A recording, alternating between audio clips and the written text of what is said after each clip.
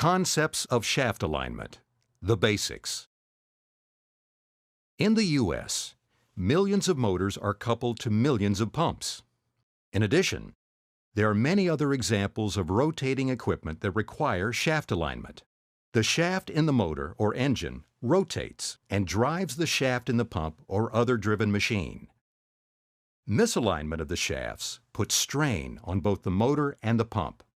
It can damage the bearings, the couplings, and other machine components.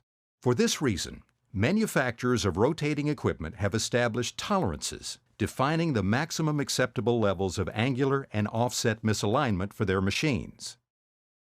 If two shafts are perfectly aligned, they are said to be collinear. Collinear means that a single straight line will define the center of both shafts. Of course, this is almost never the case in the field.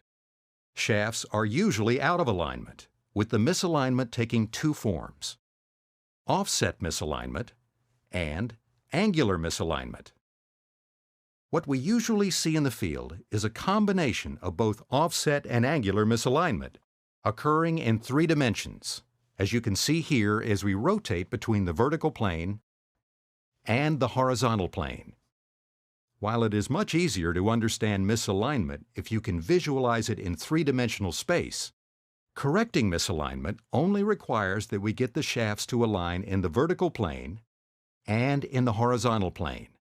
Fortunately, we're able to adjust the relative position of the two shafts in these two dimensions.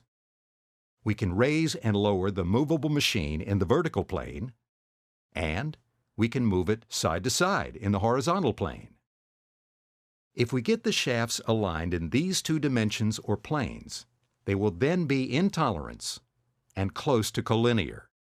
The challenge of precision alignment can therefore be defined as, first, measuring the misalignment in the horizontal and vertical planes; second, calculating the moves required to correct the misalignment; and finally, making the prescribed adjustments.